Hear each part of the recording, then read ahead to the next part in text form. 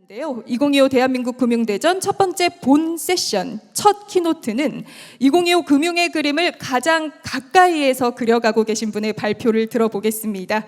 연사께서는 사흘 전에 공식 임명되신 권대영 금융위원회 부위원장님이십니다. 정책의 최전선에서 금융의 큰 방향을 설계하고 계신 분이신데요. 부위원장님을 무대로 모시고 키노트 발표를 청해 듣도록 하겠습니다. 부위원장님께 큰 박수 부탁드립니다. 예, 여러분 반갑습니다. 예, 제12회 대한민국 금융대전 개최를 진심으로 축하드리고요. 예, 오늘 주제를 보니까 아마 디지털 이야기도 있는 것 같고 부동산 이야기도 있는 것 같습니다. 아마 최근에 이런 행사를 가봤는데 주제가 정말 좀 남다른 주제고 아마 정말 저희가 함께 고민될 그런 주제가 있는 것 같습니다. 이런 자리 마련해 주신 이중재 부회장님께 감사드리고 지금 국회 부회장님께서는 저희 이번에 추경을 저희 금융위원회가 1조 1천억 규모를 이제 통과시켜 주셔서 또 감사의 말씀을 좀 드리겠습니다. 아까 고성범 위원장님하고 임종용 위원장님은 제가 과장, 국장, 처장으로 모시면서 30년 동안 그 업무를 배웠던 존경하는 분에게 또 다시 한번 감사의 말씀을 드리겠습니다. 오늘 또 발제 맡아주신 또 오정건 원장님하고 박은갑 수석 전문위원께서 아마 부동산 말씀을 해주시는 것 같습니다. 아마 굉장히 유익하지 않을까 그렇게 생각합니다. 저는 제가 이 새 정부의 정책을 이렇게 다 이야기하기보다는 현재 금융위원회가 하고 있는 이런 일들을 그냥 좀 소개하는 그런 자리로 가졌으면 좋겠습니다. 그래서 첫 번째 제가 드리고 싶은 말씀은 금융시장의 안정성에 대해서 좀 말씀을 드리겠습니다. 잘 아시다시피 저희 30년을 거슬러 가면 IMF 때부터 저희 수많은 크고 작은 위기를 겪었던 것 같습니다. 다 기억하는 97년도 IMF 위기는 제가 공무원을 시작하는 그 언저리였던 것 같고요. 그때는 대한민국 기업과 대기업의 부채 문제였던 것 같습니다. 그러니까 이제 은행들이 기업 부채에 좀 이렇게 부실이 생기니까 2003, 4년도에 신용카드, 그러니까 소비자 금융 쪽으로 가서 또 한번 400만 명의 신용불량자를 양산했던 그런 2003년 신용카드 사태가 있었던 것 같습니다. 그러고는 좀 안정된 세계에서 또 해외에서 서프라임 모기지라는 글로벌 금융위기가 이제 발생을 했고 2011년에는 다 아시다시피 우리 저축은행들이 부실 PF로 인한 저축은행 사태가 이제 발생했습니다. 또 한 번 또 해외에서는 또 남유럽의 국가의 재정 위기로 인한 글로벌 시스템의 어떤 불안이 있었던 그런 과정을 쭉 겪었습니다. 다 아시다시피 2020년에는 코로나 위기를 이제 겪었습니다. 또 완전히 또 금융 경제가 아닌 또 전염병이라는 또 새로운 위기가 이제 왔고요. 최근에는 부동산 PF의 어떤 문제, 또 새로운 유형으로 TMF 사태라는 이런 선불 충전금의 어떤 위험 문제, 이런 각종 작고 큰 사건들이 이제 생기는 것 같습니다. 그래서 제가 이제 물음표를 쳤는데 다음에 뭔지는 모르겠더라고요. 근데 이제 발생해서는 안 되고 발생하면 저희가 확실히 막아야 되겠다 이런 생각입니다. 그래서 저희가 오랜 경험과 시스템의 안정성을 확실히 확보하고 있지 않은가 싶습니다. 하여튼 근데 이런 위기는 예측이 되지 않은데 계속 이렇게 발생한다 이런 말씀을 좀 드리고 싶습니다. 다음으로 가서 좀 구체적으로 이제 사항을 좀 말씀드리면 저희 금융 부분을 중심으로 보면 일단 첫 번째가 이제 취약한 차주, 예를 들면 이제 소상공인이라든지 이런 또 어려우신 분들의 어떤 채무 부담 문제가 있는 것 같고요. 여전히 한 200조 원 규모의 부동산 PF의 어려움이 있는 것 같습니다. 특히 지금 최근에 많이 나오는 수도권 집값을 보셨지만 부동산 시장으로의 어떤 쏠림 이런 문제도 있는 것 같고요. 특히 제2금융권의 저축은행이나 상호금융의 연체율, 건전성 문제도 있는 것 같습니다.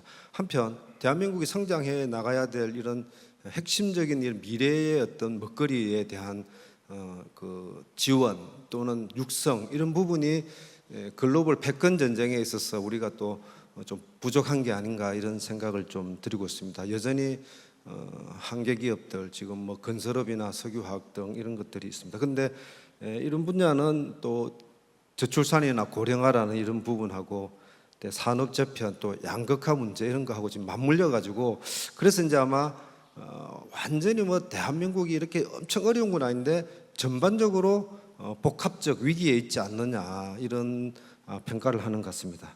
그 다음을 이제 보시면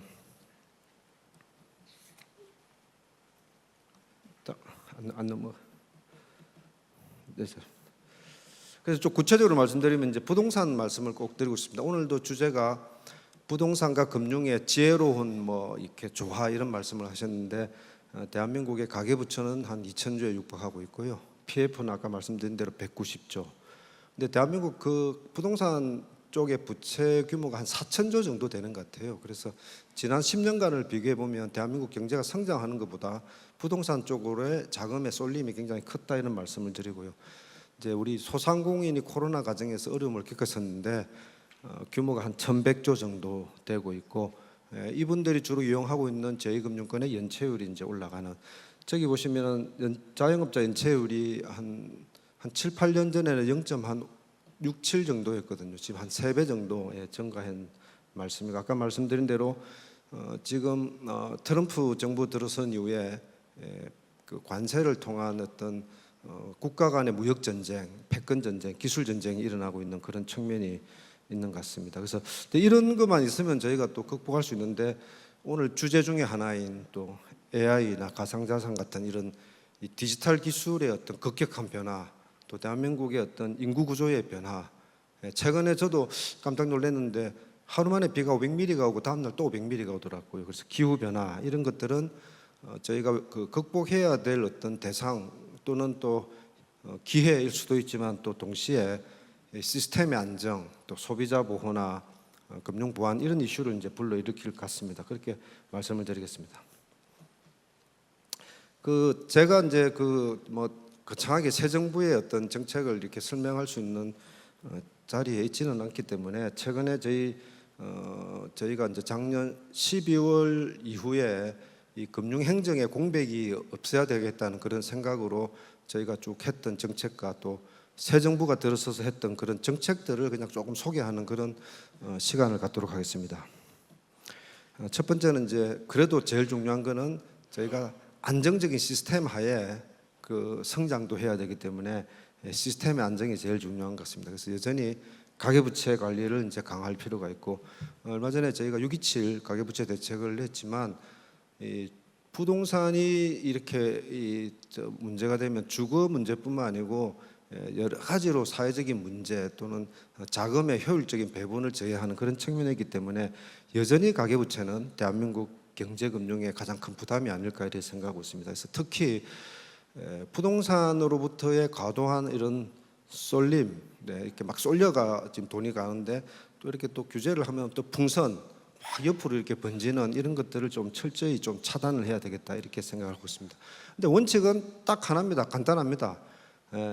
갚을 수 있을 만큼 빌리는 겁니다. DSR이죠. 그리고 처음부터 나누어 갚는다. 분할 상환입니다. 이 여신관행만 정착하면은 아마 경제가 성장하는 만큼 대출이 나갈 것이고 집도 실수요 중심으로 이렇게 가지지 않을까 이렇게 생각합니다. 근데 이렇게 과도하게 몰려 있는 이 돈을 좀 생산적인 분야, 자본시장이나 혁신, 모험 이런 우리 미래를 책임질 수 있는 큰 사업, 뭐 반도체, AI, 바이오 이런 분야로 자금의 흐름이 있어야 된다 그렇게 생각하고 있습니다. 아까 했지만 저희가 그 2022년 10월부터 PF란 그 사태가 있었는데 이 부분은 저희가 정부가 판단하기에는 그때 굉장히 어려웠죠, 그죠? 어려워서 제2금융권으로의 어떤 전이 그러면서 대한민국 시스템의 어떤 불안까지 갔는데 현재는 정부와 민간이 금융회사가 공동 노력을 통해서 질서 있는 연착륙 중입니다. 그렇지만 여전히 지방은 어렵고 주택이 아닌 비주택은 어렵고 이런 양극화가 되어 있고 부실이 한 20조 정도 남아 있다 이런 말씀을 드리겠습니다. 그다음에 이제 저희가 또 당장 급한 거는 이제 코로나 때 이 어려운 시기에는 재정의 역할이 좀 상당 부분 좀 있었어야 되는데 그때 소상공인들께서 이렇게 대출을 통해서 임대료도 내고 직원들 월급도 주고 하면서 그 빚이 코로나가 끝나고 정상화됐지만 여전히 빚에 눌려 있는 거 아니냐 이런 생각에 대통령께서 이제 소상공인들의 어떤 정책에 대해서 각별한 말씀을 해주셨고 저희가 좀 현장에 가서 이 이야기를 하고 있습니다. 네, 간단합니다. 소상공인들 중에 불가항력으로 지금 사업이 어려워지신 분들, 그래서 빚을 갚을 수 없던 분들은 저는 어떤 일정한 조건 하에 빚을 저는 탕감, 소각을 하고 그분이 재기할 수 있게 하겠다 해서 그런 장기 연체자 채무 조정을 좀 해야 될 필요가 있고요. 근데 이제 사업을 하고 계신데 원리금 상환 부담이 계신 분들은 조금 이자도 좀 낮춰주고 만기도 좀 연장하는 그런 채무 조정을 하고 있습니다. 근데 이제 또 성실하게 상환하신 분들 있잖아요. 저희 애 학원도 좀 줄이고 있는 아파트도 담보 받아서 대출을 갚으시는데 연체에 안 빠지신 분들은 저희가 좀 더 자금 지원을 한다.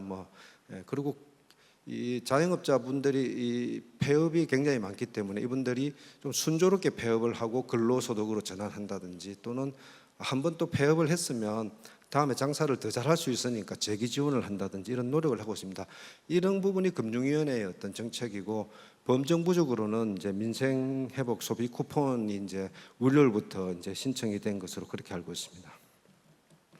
근데 이제 제가 여기서 꼭 드리고 싶은 말씀이 이 정책을 할 때마다 이제 늘 나오는 단어가 두 가지가 있습니다. 첫째는 도덕적 해이, 둘째는 성실 상환자와의 형평성인데 제가 도덕적 해이는 꼭 말씀을 드리고 싶은 거가 저희가 이번에 이 빚을 소각을 하는 거는 7년 동안 연체에 계신 분들입니다. 그래서 그 7년간의 추심의 어떤 고통, 그 다음에 어떤 경제 생활을 못하는 고통을 충분히 누렸거든요. 그러면 우리 사회가 이분들을 그대로 내버려 둘 거냐? 저는 그렇게 생각하지 않거든요. 이분들이 재기할 수 있게 이렇게 좀 지원해주고 저희가 경제 활동 인구로 돌아오게 하는 거가 좀 건강한 우리 공동체를 만드는 거 아니냐 이렇게 좀 이해를 해 주셨으면 좋겠습니다. 7년의 연체의 고통을 가지고 고의로 연체를 하는 것은 불가능합니다, 여러분. 주변에 이분들은 대한민국의 1% 내지 2, 3% 세계에 계신데 여기 뭐 연체해 보신 분이 없을 거로 저는 보이는데 그분들을 그러면 우리가 이 사람들은 고의로 했다 이렇게 보기에는 코로나는 그런 불가항력의 사태 여러 가지 복합적인 원인이 있겠죠. 개인의 뭐 나태함도 있을 수 있지만 이런 분들을 그냥 자기 카드도 하나 못 만드는 그런 상태로 두기보다는 제한된 조건에서 이분들이 재기할수록 물론 이분이 재산과 소득이 있으면 저희가 지원하지 않겠습니다. 완전히 그냥 상환 능력을 상실한 부분은 좀 지원하는데 그런 정책이 우리 사회 전체의 어떤 건강한 공동체와 재기 지원 측면에서 좀 필요하다는 말씀을 꼭 좀 드리겠습니다. 이 부분에 대해서 많은 분들이 좀 비판적 시각이 있는데 그런 취지가 있다는 말씀을 드리겠습니다. 두 번째, 성실 상환자분들의 어려움은 100% 이해하죠. 제가 전에 들었던 분은 나는 애 학원도 그만두게 했고 애들 외식도 줄이고 나 지금 라면 먹고 있는데 이분들에 대해서는 어쨌든 정부가 빨리 이렇게 사업이 잘 될 수 있게 또 채무 부담을 줄인다든지 또 예를 들면 가계의 이런 시스템들을 좀 첨단화하거나 이런 복합적인 지원을 좀 하고 있습니다. 그래서 저희 금융위원회는 이런 분들이 고금리 대출을 좀 갈아타는 개인 사업자 갈아타기 대출이라든지 이분들의 높은 금리에 대해서는 권리가 있습니다. 여러분도 권리가 있습니다. 금리를 낮춰 주세요. 금융권에 요구할 수 있는 권리를 좀 활성화한다든지 또 고금리를 갈아탈 때 보면 이제 경험해 보셨겠지만 중도 상환 수수료를 내는 경우에 그런 걸 좀 완화한다든지 그런 노력을 하고 있고 그래서 성실 상환자분들의 어떤 그런 마음속의 어떤 그런 형평성에 대한 어떤 지적 그 정부가 충분히 받아들이고 있고 그래서 그분들이 좀 더 사업이 잘 될 수 있게 정부가 정책적 노력을 경주하는데 그 부분이 이제 앞으로 우리가 쭉 해 나갈 부분이다 이렇게 말씀을 드리겠습니다. 그러면 이제 많은 부분은 지금 당장 급한 대로 지금 어려운 분들 좀 이렇게 어려움을 잘 극복할 수 있는 부분이 있고 이제 부동산 시장으로 이제 쏠려 있는 부분은 저희가 관리를 해야 되면 이 거대한 돈의 물꼬가 이제 있어야 될 것 같습니다. 돈이 좀 생산적인 대로 좀 흘러가야 되지 않을까 이렇게 생각합니다. 너무나 당연하고 우리가 가야 될 거고 우리 미래를 이제 키우는 그런 비즈니스 같습니다. 그래서 이번에 대통령 그 공약에도 보면 AI를 그 3대 강국으로 간다든지 저희 AI 반도체 뭐 그 바이오 이런 첨단 산업 지원을 위해서 저희가 100조 원 정도, 대한민국 정부가 그동안 한 10조 원 정도의 규모의 어떤 펀드를 했는데 대한민국 20년 이상을 책임질 100조 원 정도의 펀드를 만들어서 정부의 돈과 민간의 돈이 결합해서 이 새로운 성장, 오늘 저기 젊은 학생들이 모의 면접한다고 하니까 이런 학생들한테 양질의 일자리를 제공하는, 그리고 국민들은 여기에 또 투자해서 성장의 과실을 누리는 그런 기회로 삼았으면 좋겠습니다. 자, 그걸 하기 위해서는 이렇게 투자된 돈이 국민들도 투자할 수 있고 이 투자 자금이 이렇게 또 수익을 내고 팔고 나가서 새로운 데 투자하기 위해서는 주식시장의 육성이 중요하겠죠. 그런 측면에서 불공정 거래는 발본색원한다. 추가적으로 이 증권사를 통해서 자금 공급을 좀 한다, 이런 노력들을 하고 있습니다. 특히 벤처, 그러니까 이게 우리 젊은 친구들도 많지만 창업, 모험 이런 혁신적인 분야에 기회를 제공하고 또 그 사업을 하는 그런 벤처 자금의 어떤 활성화가 필요한 것 같고요. 또 하나 굉장히 골치 아픈 거죠. 지금 수도권에 집중되어 있는 양극화, 지금 지방은 인구도 소멸되지만 인구가 지역 자체가 없어지는 이런 부분은 좀 양극화 문제를 좀 같이 풀면서 그래야 대한민국이 골고루 잘 사는 나라가 되지 않을까 그렇게 생각합니다. 여기까지가 이제 정책적인 내용입니다. 그래서 제가 이제 이 새 정부의 정책을 제가 거창하게 하기보다는 저희가 하고 있는 것들을 좀 이래 소개드렸는데 그 핵심 키워드는 좀 나와 있다시피 시스템을 안정화시킨다. 위기가 나서는 굉장히 국민들이 고통스러웠기 때문에 탄탄한 금융 시스템을 만든다. 지금 어려우신 부분들을 이렇게 회복시키고 치유한다. 미래를 위해서 대한민국의 새로운 성장 산업을 키우는데, 그런데 금융이 적극적인 역할을 하겠다, 이런 말씀을 드리겠습니다. 그래서 제가 오늘 마무리를 하면서 그 여기 금융권 분들도 많이 계시고 국민들 계시지만은 저희가 위기와 이런 어려움이 있을 때마다 아마 국민들과 금융권이 함께 이렇게 이 어려움을 극복했기 때문에 감사의 말씀을 좀 드리고 싶습니다. 그런데 또 여전히 국민들께서 금융에 요구하는 것들은 저는 많은 것 같습니다. 아마 여러분들이 느끼는 사무실 위 장부상의 어떤 숫자와 국민이 그 현장에서 느끼는 숫자는 다른 것 같아요.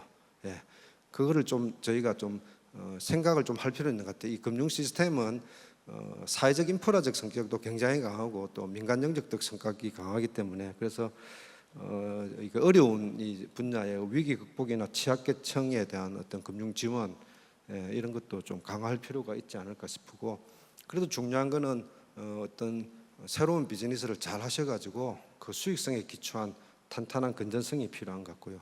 뭐 제일 중요한 거는 담보, 보정, 예대마진 중심의 업무에서 뭔가 조금 생산적이면서 대한민국 미래를 할 수 있는 쪽으로 돈이 좀 흘러야 되겠죠. 너무 지금 이렇게 돈이 이렇게 생산적이지 않는 분야에 모여 있다, 이런 말씀을 드리겠습니다. 아까 여러 번 말씀드렸지만 또 국민들께서는 반복적인 금융 사고에 대해서 굉장히 실망을 많이 하고 있는 것 같습니다. 그래서 소비자 보호 노력도 소홀히 해서는 안 될 것 같습니다. 그래서 마지막은 이러한 모든 노력들이 저는 뭐 이렇게 금융을 통해서 소극적으로 이렇게 사고가 안 나는 이런 것도 중요하지만, 이 금융을 함으로써 오늘 주제도 그렇지만은 이익을 보는 투자 수익의 가시를 누리는 나의 재산이 증식되는 그런 기회가 되었으면 합니다. 그래서 이런 뭐 몇 가지 뭐 당부는 아니고요, 이런 쪽이 아마 국민들이 요구하시는 게 아닌가, 제가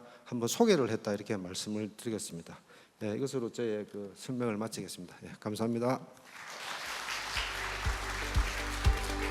네, 권대영 부위원장님께 다시 한번 큰 박수 부탁드립니다. 네, 이렇게 새 정부의 금융공약과 또 미래금융을 이끄는 주요 가치까지 또 귀중한 말씀을 전해주셨습니다. 다시 한번 말씀 감사드립니다. 네, 저희 네. 그러면 저희 방금 발표하신 내용에 대해서 한두 가지 정도만 질의응답을 받아주실 수 있다고 합니다. 그래서 지금 발표하신 내용에 관련해서 좀 간단하게 질의를 해주실 분들께서는 손을 들어서 표시를 해주시면 저희가 핸드 마이크를 전달해 드리도록 하겠습니다. 질의 있으실까요? 제가 설명을 너무 잘 들어서 질의가 없을 것으로. 네. 네, 지금 손을 들어주셨습니다. 고승범 위원장님께서 마이크 전달 부탁드립니다. 예, 말씀 잘 들었습니다.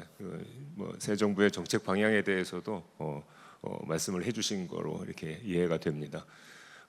지금 가계부채 문제, 또 대출 규제 하셨고, 사실 최근에 걱정이 많았습니다. 부동산 시장, 특히 이제 수도권 쪽에 문제가 많고 했는데 우리 금융위원회가 적극적으로 대처하면서 그래도 안정을 찾은 것 같아서 다행스럽게 생각을 합니다. 우리 금융위 부위원장이신 권대영 부위원장님은 이 사무처장 하시면서 그 대출 규제 발표에서 대통령께 공개적으로 칭찬도 받으신 분입니다. 이제 생산적인 부분으로 자금 흐름도 말씀을 해주셨고요. 그런데 우리 이제 금융시장 안정과 금융산업 발전에 대해서 생각을 해보면 우리 금융산업이 이제 해야 될 일이 두 가지인 것 같습니다. 우리 이제 정부에서도 그렇고. 금융산업이 발전해서 생산적인 부분으로 자금 흐름이 촉진되도록 해서 경제 성장에 이바지하는 게 중요하고, 그리고 또 하나는 금융산업 자체가 발전을 해서 또 경제 성장에 이바지해야 되는 그런 측면이 있는 것 같습니다.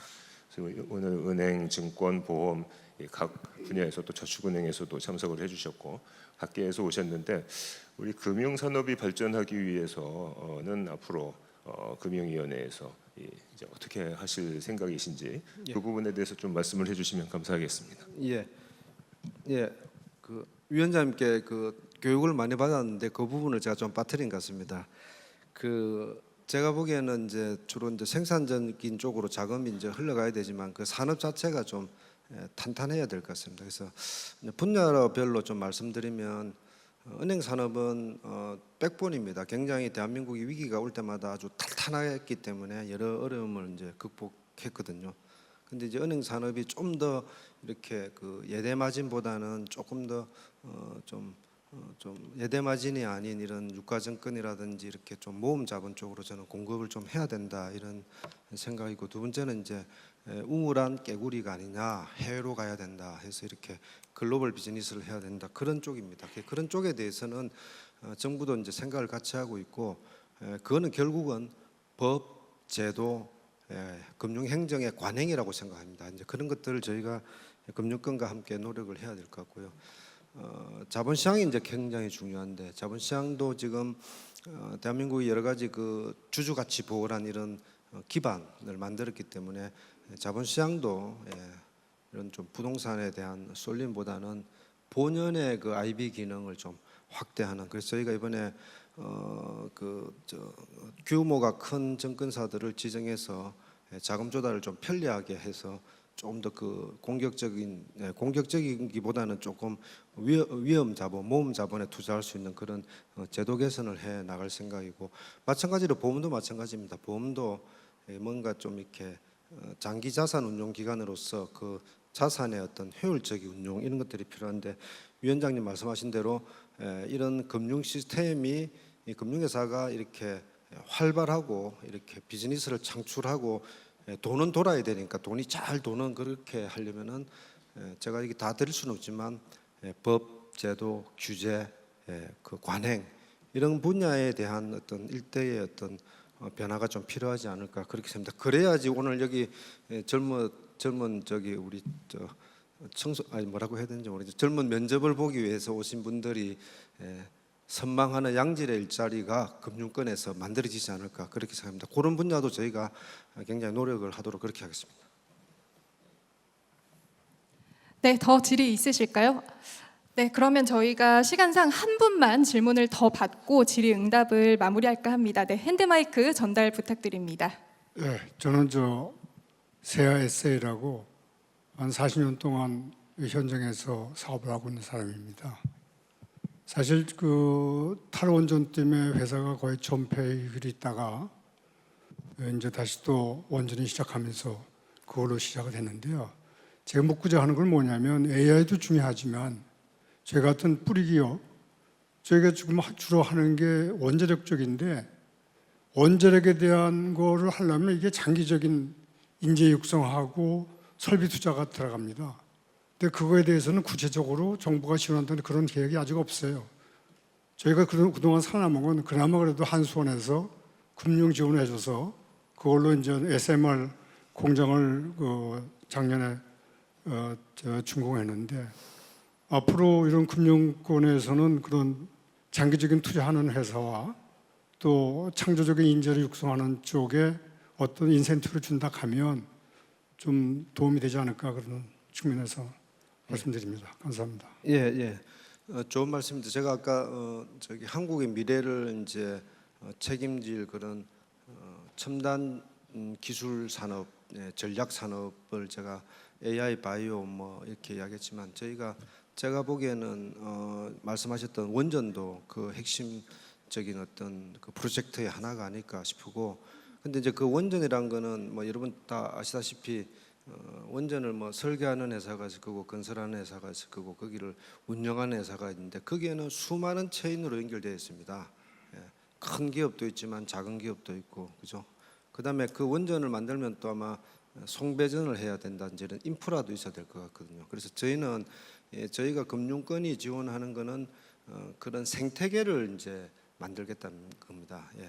그러니까 뒤에 숨어서 있는 그런 핵심 기술, 제가 이제 원전은 전문가가 아닌데 예를 들면 뭐 반도체를 보면은 이제 뭐 패키징을 한다든지 또는 거기에 그런 그 광물을 가지고 이렇게 납품을 한다든지 그런 기업들이 다 같이 커야 되거든요. 그래서 저희가 지원하는 대상은 그런 대중소를 망라한 그 생태계 전체를 이제 지원하는 거가 이제 금융의 역할 같아요. 근데 플로어에서 질문하신 분은 그거로는 부족하죠. 금융으로 다 할 수는 없죠, 그죠? 뭐 세제도 있을 수 있고, 특히 이제 인재 양성이 굉장히 중요하다는 말씀을 했는데, 특히 AI 분야에는 지금 인력난이 좀 심각하더라고요. 예, 그런 부분 또는 또 해외에 많은 인재들이 한국으로 지금 안 들어오고 있는 부분.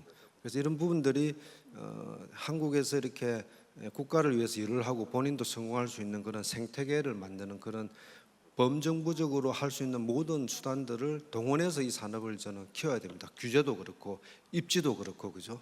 환경 규제 뭐 이런 여러 가지를 다 해야 된다는 그런 측면에서 제가 이제 금융 쪽으로만 말씀드렸지만 그런 정부적 노력이 이제 진행되고 있다 이렇게 말씀을 드리겠습니다. 네, 답변 감사합니다. 저희 질의 또 있으신 분, 네, 저기 맨 끝에 여자분께 마이크를 전달 부탁드리겠습니다. 네, 그럼 질의 간단하게 부탁드립니다. 네, 오늘 말씀 잘 들었습니다. 아까 차관님께서도 언급을 해주셨는데요. 스테이블 코인에 대한 관심이 좀 뜨겁습니다. 그래서 금융 시스템 안정성과 소비자 보호를 동시에 달성하기 위해서 스테이블 코인 규제의 바람직한 방향성은 어디라고 생각하시는지 궁금하고요. 아울러 향후 제도권 금융과의 연계 가능성에 대해 정부는 어떤 원칙과 기준을 고려하고 있는지도 같이 말씀해 주시면 감사하겠습니다. 예, 누구신지 말씀을 안 해주세요. 기자님으로 추정되는. 네, 이투데이 박선영 기자입니다. 네. 그 당연히 이제 가상자산은 아까 이제 조영 부회장님 말씀대로 이제 지니어스법이란 법이 미국을 이제 통과를 했습니다. 그래서 지금 저희 한국 사회도 이 가상자산이 이제 새로운 어떤 도전 또는 기회로 이제 저희도 인식하고 있고 입법적 노력을 이제 경주하고 있습니다. 근데 크게 지금 압축되는 거는 두 가지 같습니다.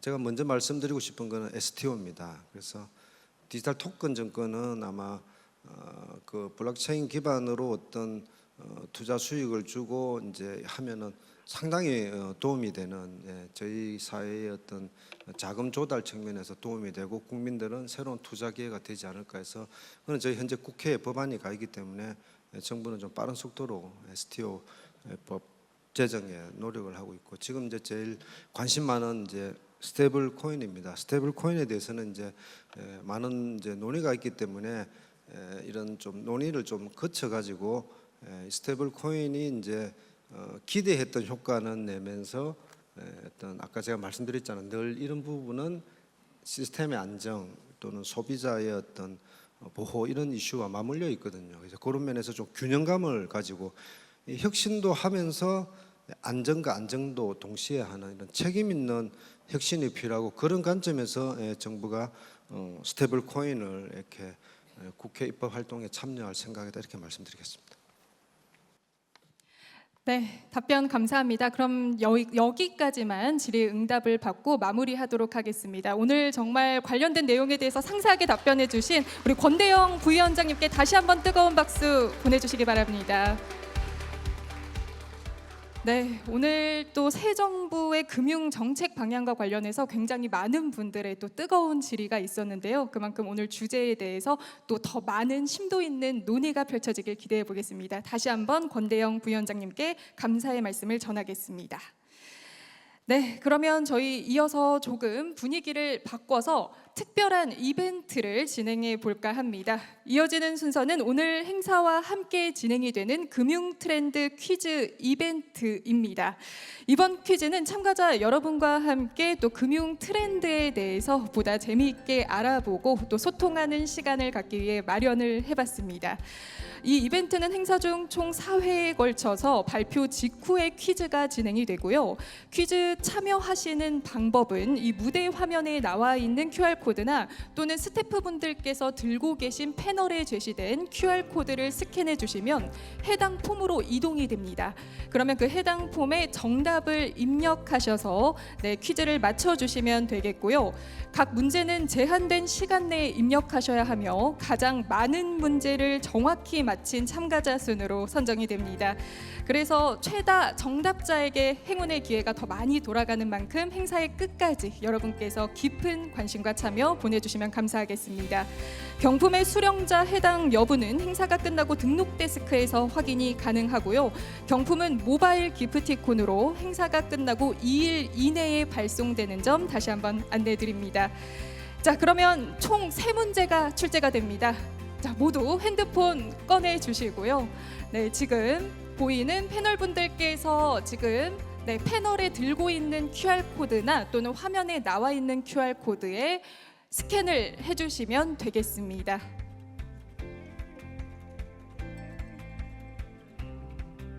네, 모두 핸드폰 꺼내주시고 지금 저쪽에 현장의 스태프분들께서 지금 다니고 계십니다. 그래서 저기 지금 뒤쪽에 보시면 저 스태프분께서 들고 계시는 패널에 있는 QR코드를 이용해 주셔도 되겠습니다.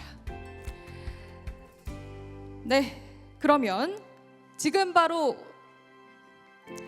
타이머가 지금 제한이 되어 있는데요. 저희 제한된 시간 2분입니다. 2분 내에 첫 번째 문제에 대한 정답을 입력해 주시면 됩니다. 첫 번째 문제입니다. 금융당국은 대출자의 상환 능력을 평가할 때 연소득 대비 전체 원리금 상환액의 비율을 산정해서 대출 한도를 제한하는데요. 이 비율을 뜻하는 용어는 무엇일까요? 1번 DSR, 2번 LTV, 3번 DTI, 4번 CDS입니다. 네, 신중히 고민을 해주시면 되겠습니다. 사실 여기 계신 내빈분들께서 굉장히 쉬운 또 문제일 수도 있을 것 같은데요. 사실 이 퀴즈라는 게 또 쉬운 문제에서 간혹 틀리기도 하더라고요. 네, 오늘 첫 번째인 만큼 좀 집중해서 풀어주시면 되겠습니다. 자, 객관식 문제입니다. 잘 모르시는 분들은 일단 감을 믿어보시는 게 좋을 것 같습니다. 네, 최대한 감을 활용하셔서 1번부터 4번까지 중에 4분의 1의 확률이죠. 잘 골라주시면 되겠습니다. 자, 이제 50초밖에 남지 않았습니다. 정답 잘 고민하셔서 제출해 주시길 부탁드리겠습니다.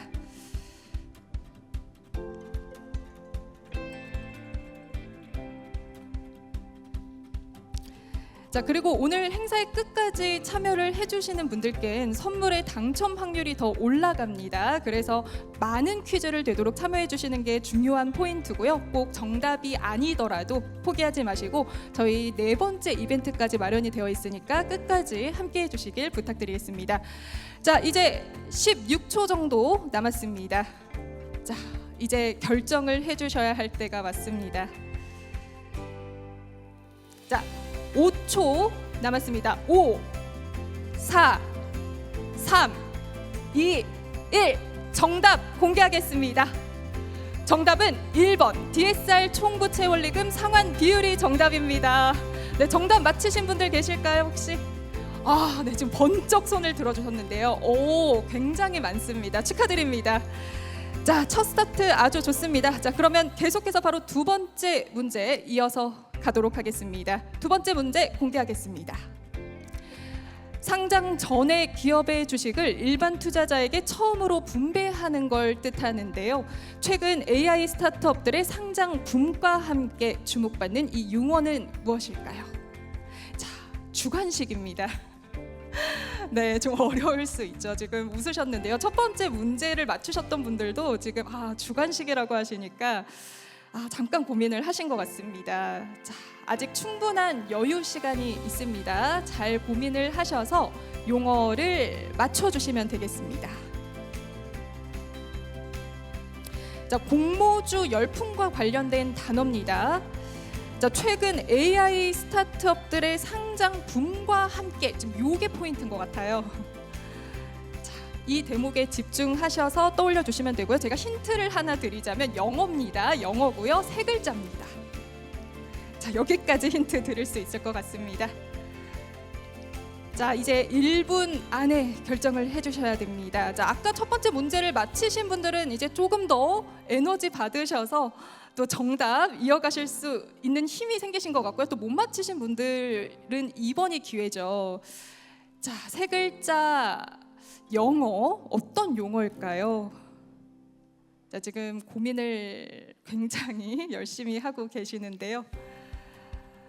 자, 혹시 QR코드 아직 스캔 못하신 분이 계시다면 이제 이어서 아직 이벤트가 많이 남아 있으니까요. 패널이나 요 화면에 QR코드 꼭 찍어서 접속을 해주시길 부탁드리겠습니다.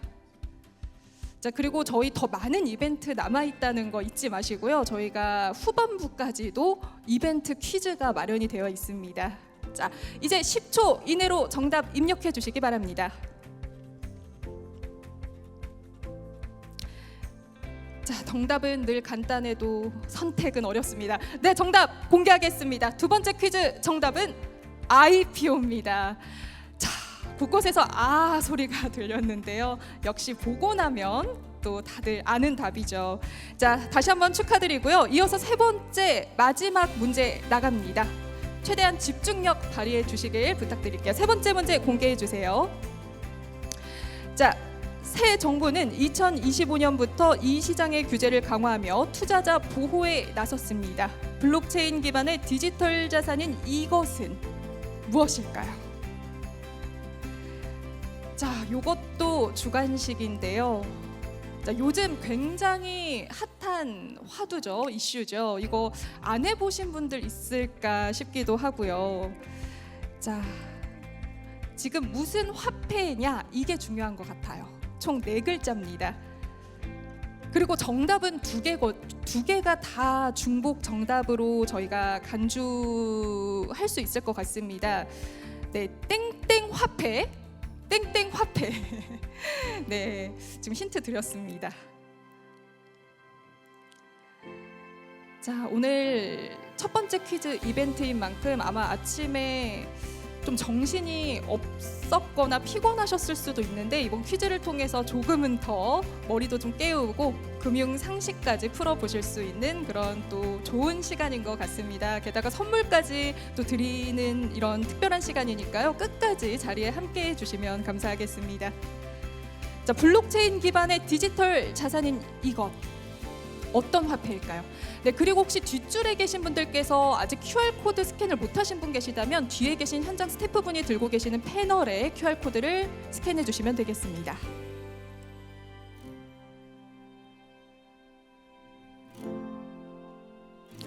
자, 고민을 정말 많이 하고 계시고 특히 우리 학생분들은 굉장히 재밌게 풀고 계세요, 퀴즈를. 자, 이제 10초 남았네요. 네, 이제 얼마 남지 않았습니다. 고민하셨던 분들은 바로 정답 입력 부탁드립니다. 네, 시간이 다 됐습니다. 정답 공개하겠습니다. 네, 정답은 암호화폐 그리고 가상화폐 둘 다 정답입니다. 맞히신 분들 정말 축하드립니다.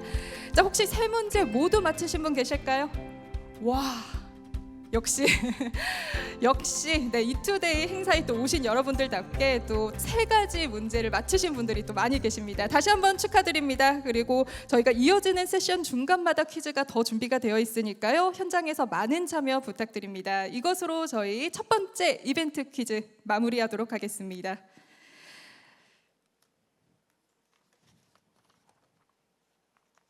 네, 저희 이렇게 이제 이 이어지는 분위기를 이제 한번 이어가서 다시 한번 경청하는 집중의 분위기로 조금 더 바꿔볼까 하는데요. 재미있게 참여해주신 퀴즈 이벤트를 넘어서 이제는 다시 경청하는 시간을 가져보겠습니다. 지금부터는 급변하는 국제 정세 속에서 우리 금융산업이 마주한 도전과 기회에 대해서 보다 깊이 있게 들여다보는 발표가 이어지겠습니다. 두 번째 발표는 글로벌 금융시장과 한국 금융산업의 기회와 도전이라는 주제로 진행이 되는데요. 현재 미국을 이끌고 있는 트럼프 대통령의 재집권 이후 글로벌 금융시장에는 다시 한번 뚜렷한 균열과 재편의 움직임이 나타나고 있습니다. 한국 금융산업은 과연 어떤 리스크와 기회 요인에 직면해 있는가를 지금부터 전문가의 시각을 통해 짚어보겠습니다. 발표는 자유시장 연구원 원장이자 한국금융 ICT 융합학회 회장이신 오정근 자유시장 연구원장님을 무대 위로 모시고 발표 청해 듣겠습니다. 큰 박수 부탁드립니다. 반갑습니다. 일단은 그 트럼프 재선과 글로벌 금융시장, 한국 금융산업에 엄청난 기회가 될 거로 생각을 하고 있습니다. 일단 트럼프가 왜 이런 금융시장에 어떤 제가 두 가지 주제를 가지고 왔는데요. 좀 빨리빨리 해서 한 주제에 한 20분 정도씩 이렇게 하려겠습니다.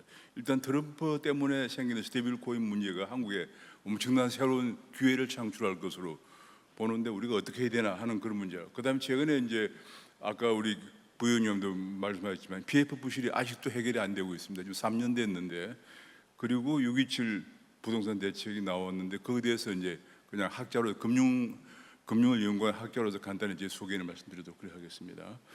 일단 트럼프가 먼저 얘기한 게 이제 암호화폐 대통령이 되겠다라고 공약을 했습니다. 그 다음에 이제 미국 증권거래소 위원장을 친암호화폐 위원장으로 교체를 했습니다. 그 전에는 이제 암호화폐에 대한 ETF를 갖다가 그 전에 그 SEC 위원장이 굉장히 거부감이 굉장히 큰 분이었는데 이걸 갖다 친암호화폐 위원장을 교체를 하고 그다음에 백악관에 암호화폐 차르라는 자리를 만들어 임명을 했는데 지금 페이팔에서 일을 했던 데이비드 삭스라는 분을 임명을 했습니다. 그러면서 비트코인을 다시 미국의 전략 비축 자산으로 비축하라 이렇게 행정명령을 했습니다. 그래서 굉장히 반응이 뜨거웠습니다. 그래서 트럼프가 취임한 이후에 암호화폐 가격이 올라서 지금 현재 12만 달러를 돌파하고 있는 그런 상황입니다. 그러자 이제 기관 투자가 미국에서 제일 암호화폐 제일 큰 기관 투자가가 그레이스케일인데 그레이스케일이 드디어 암호화폐에 큰 돈을 투자하기 시작을 했고요. 그래서 이제 12만 달러를 돌파하면서 시총이 금의 9분의 1까지 올라가는 그런 상황이 발생하고 있습니다. 근데 여기서 중요한 중 하나가 스테이블 코인이라는 게 이제 대두가 되었습니다. 이게 이제 스테이블 코인이라고 한 것은 지금 비트코인이 2009년도에 나오면서 2009년도는 우리가 알지만 2008년 글로벌 금융위기 이후에 사실은 비트코인을 준비한 사람들은 그 전에 몇 년간 연구를 했습니다. 연구를 해서 2008년도에 200년인 260년 정도 역사가 있는 리만이 파산하면서 이제 중앙에 집중된 금융 기관을 통한 금융 생태계는 안 되겠다라고 판단을 해서 오랫도록 연구해 오고 있던 그럼 어떻게 하느냐? 서로 P2P 거래, 사람과 사람 간의 거래를 하는데 그 신뢰를 확보하기 위해서 암호 시스템을 하려고 오랫동안 연구했는데 그래서 그 이름을 암호화폐라고 그랬어요. 한국에서는 그 암호란 말을 잘 쓰면 좀 나쁜 인상이 있는 자꾸 가상자산 이렇게 하는데 이제 그 암호화폐 또는 유럽에서는 암호자산이라고 그렇게 얘기를 하고 있습니다. 아무튼 그것을 이제 그래서 2009년도에 바로 그동안에 오랫도록 준비해오던 비트코인을 출시했습니다. 그런데 이것이 뭐냐면 그 비트코인은 우리가 잘 알지만은 익명으로 시작이 되었습니다. 왜냐하면 비트코인은 정확하게 세계의 금융 거래를 하고자 하는 거기 때문에 한마디로 달러에 도전하는 거거든요. 그러니까 언제 무슨 일이 생길지 몰라요. 그래서 생명의 위협을 느낄 수도 있기 때문에 지금 16년 됐죠. 16년 됐는데도 아직 누가 그걸 시작했는지를 모르고 있는 정도입니다. 사실은 제가 조사해 보니까 개인이 아니고 여러 그룹이, 그 전문가 그룹이 그걸 쭉 연구해 오다가 2008년 리만 파산이 되면서 이것이, 그리고 2008년 리만 파산 때문에 글로벌 금융위기가 오면서 이때가 우리가 이걸 출시할 때다라고 생각을 해서 이제 출시했는데, 그러나 그것이 그동안에 지금 16년 됐는데 그동안에 가격 변동이 워낙 심해서 한마디로 달러에 대체할 수 있는 통화로서 역할을 하기가 상당히 힘들다는 게 대체적인 얘기입니다. 그래서 나온 것이 이제 그러면은 가격 변동이 좀 심하지 않는 암호화폐, 그것이 바로 스테이블 코인이에요. 그러니까 이제 달러를 그만한 달러를 중고 자산으로 하는 코인, 또는 달러 대신에 미국에서 발행하는 국채를 중고 자산으로 하는 코인, 이걸 이제 그렇게 되니까 1코인당 1달러예요. 그러니까 거의 그건 변동이 없습니다. 그걸 이제 스테이블 코인이라고 그래서 이것이 이제 디지털 시대에 한마디로 기축 통화 역할을 할 수 있을 것이다라고 이걸 발행하는 사람들이나 전문가들은 그렇게 생각을 하고 있습니다. 자, 그런데 뭐 우리가 이미 이제 그만큼, 그러니까 가장 중요한 것이 달러 중고 자산으로 한 스테이블 코인은 달러를 그만큼, 만약에 100억 달러를 발행했으면 100억 달러만큼의 달러를 여기다가 보유하고 있어야 돼요. 그럼 미국 국채를 중고 자산으로 하는 그 스테이블 코인은 미국 국채를 그만큼 보유하고 있어야 됩니다. 그렇게 되면 이제 만약에 보유하고 있지 않으면 어떤 문제가 생기느냐? 그러면 그 스테이블 코인에 대한 신뢰가 떨어지는 거죠. 그러면 그 스테이블 코인을 팔아치우는 문제가 생기니까 그걸 코인런이라고 그래요. 그런 일이 발생을 하면 안 되기 때문에 미국에서는 엄격하게 그걸 보유를 하도록 그렇게 하고 있습니다. 지금 이제 그 배경은 조금 전에 말씀드린 그런 것들이에요. 그동안 비트코인이라는 것이 출시해서 지금도 비트코인이 뭐 거의 암호화폐 시총의 약 60%를 차지하는데 그렇지만은 그 가격 변동이 워낙 심해서 그것 때문에 돈을 번 분들도 엄청 많아요. 지금 제가 보니까 젊은 분들 중에서도 그 비트코인 투자에 돈을 엄청 많이 벌었는데, 그래서 그렇게 변동이 심한 비트코인은 통화로서의 기축 통화로 디지털 시대의 기축 통화로서는 좀 힘들다. 그래서 이제 나온 것들이 이건데요. 지금 그래서 이제 가장 중요한 게 송금이 일단 굉장히 빨라요. 지금 우리가 전통적인 송금은 일단 돈을 이제 우리가 어디 보내려고 그러면 미국에 있는 우리 뭐 공부하는 아이들한테 보내려고 그러면은 우리 은행 갔다가 그 은행은 다시 국제 결제 시스템을 거쳐서 다시 가기 때문에 시간이 많이 걸리죠. 한 5일 정도 걸리는데 이거는 바로 그냥 수초 내에 그냥 송금이 되어버리고 수수료가 거의 없다고 봐야 됩니다.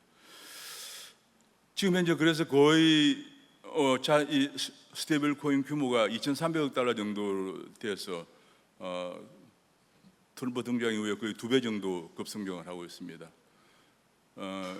지금 현재 대체로 이런 것들이 나와 있습니다. USDT는 이제 테드라고 하는 데서 발행하는 거고요. 그다음에 USDC는 서클에서 하는데, 서클은 사실은 이 USDT가 나온 게 2014년도거든요.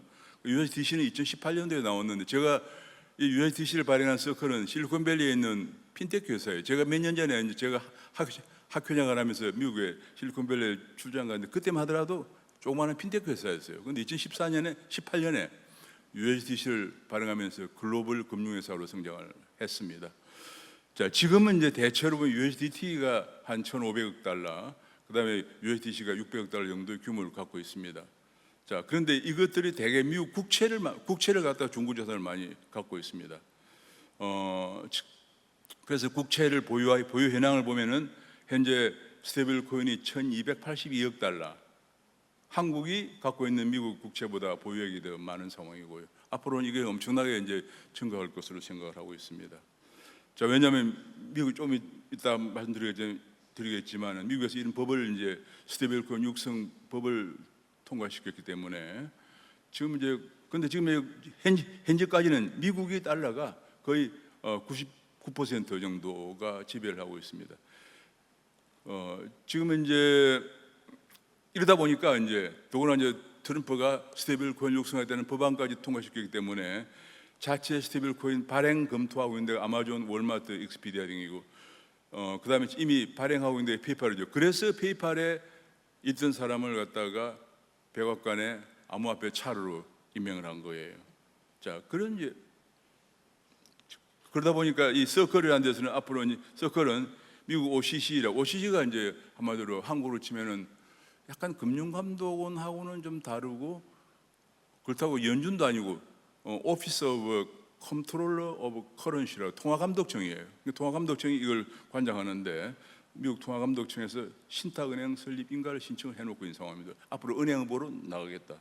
그러니까 제가 몇 년 전에 같은 그 서클 핀테크 회사에 비하면은 정말로 엄청나게 지금 발전하고 있는 상황. 한국도 지금 여러 가지 컨소시엄들이, 오늘도 보니까 뭐 어제 신문에 보니까 신한은행에서 그 배달 앱 땡기요가 있어. 땡기요를 갖다가 스테이블 코인을 앞으로 하겠다. 뭐 그런 얘기도 나오고 여러 가지 지금 조그마한 또 핀테크 회사에서도 많이 또 실험을 또 하고 있고 지금 굉장히 많이 한국에서도 등장을 하고 있는데 아직은 이걸 관할해서 심사해서 어느 회사가 스테이블 코인을 원화 스테이블 코인을 발행하게 할 것인지 아직 아무 그것도 결정된 게 없습니다. 심지어는 그 당국도 아직 그 책임질 당국도 결정이 안 되고 있는 상황이고요. 근데 이게 이제 중요한 것은 우리가 이해해야 될 게 미국이 왜 이렇게 스테이블 코인에 열심인가, 그걸 이제 먼저 이해를 해야 이게 조금 이해가 될 것 같아요. 첫 번째는 뭐냐, 미국이 여기서 그림에 나와 있지만 미국의 무역 적자가 1조 달러를 넘었었어요. 그래서 지금 미국은 트럼프가 관세를 매긴다고 난립니다. 1조 달러 무역 적자를 가지고는 미국 경제가 지탱이 사실상 힘듭니다. 특히 뭐냐면 미국이 트럼프의 표밭이 어디냐면 중부에 있는 러스트벨트죠. 러스트벨트가 제조업이 붕괴되면서 특히 제조업이 붕괴되니까 백인 저학력 노동자 일자리가 없어졌어요.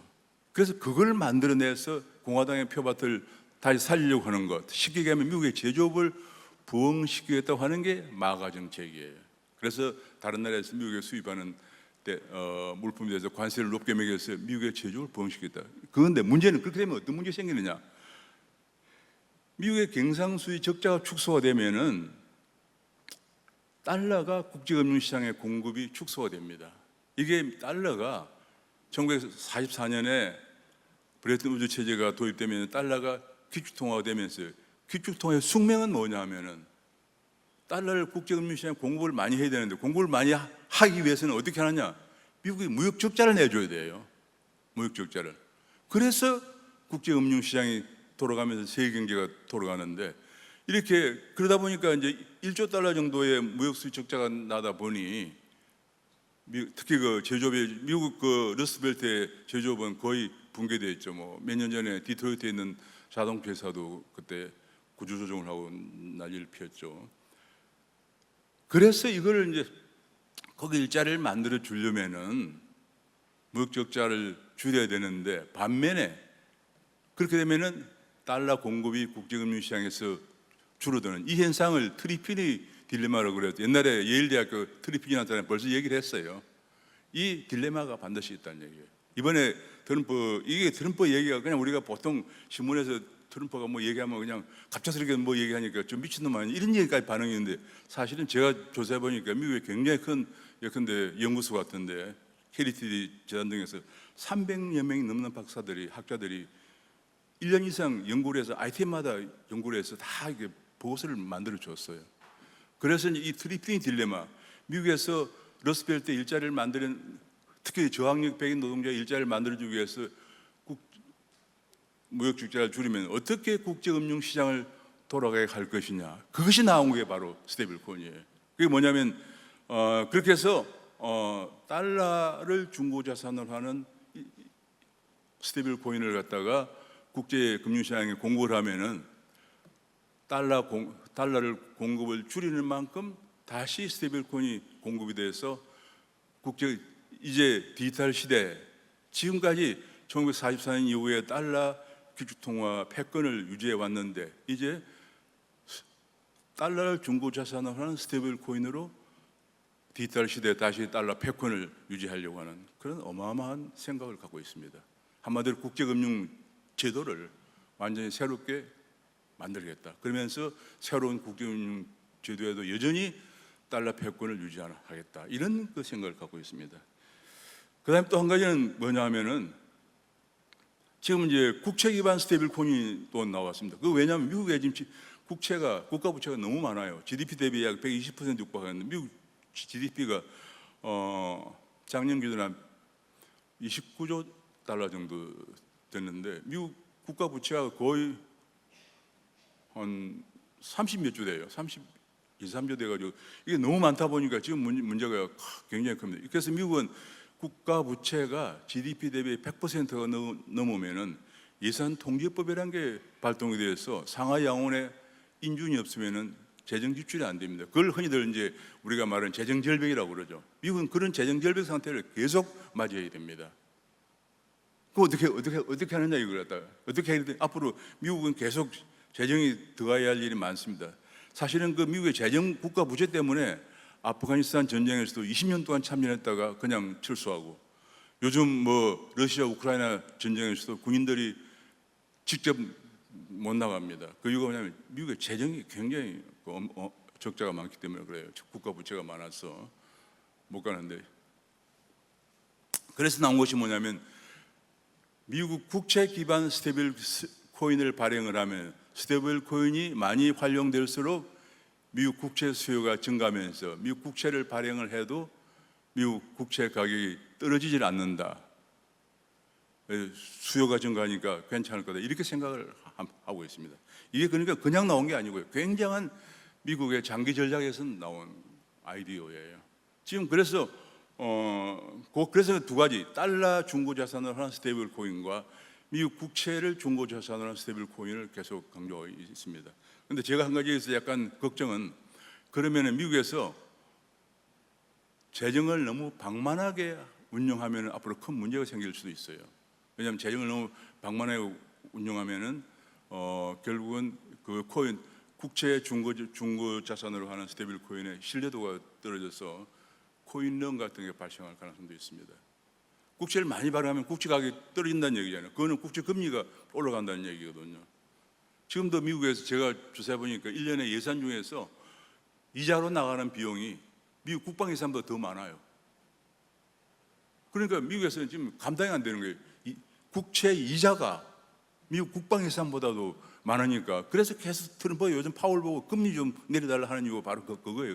그냥 하는 게 아니고 다 제발 좀 금리 좀 내려달라. 왜냐하면 미국 연방정부가 다 감당하고 있는 이자 비용이 너무 많기 때문에 이제 그런 거죠. 그래서 일단은 국채를 좀 소화시키기 위해서 국채 기반 스테이블 코인을 발행을 하게 되면 미국 연방정부가 재정을 너무 방만하게 운영하면 또 안 되기 때문에 여기 대해서 아마 장치가 있어야 될 거로 생각을 합니다. 예컨대 뭐 재정 준칙 같은 거라든지 이런 게 필요하다고 생각을 합니다.